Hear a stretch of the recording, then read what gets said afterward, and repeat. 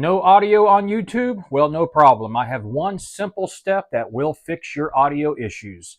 So here I am watching Back to the Future, and as you can clearly hear, there is no audio. And I do have this blurred for copyright protection.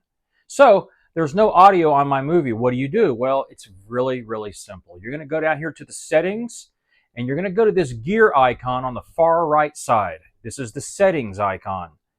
When you go to settings, you're going to scroll down. 5.1 surround is turned on. This needs to be turned off.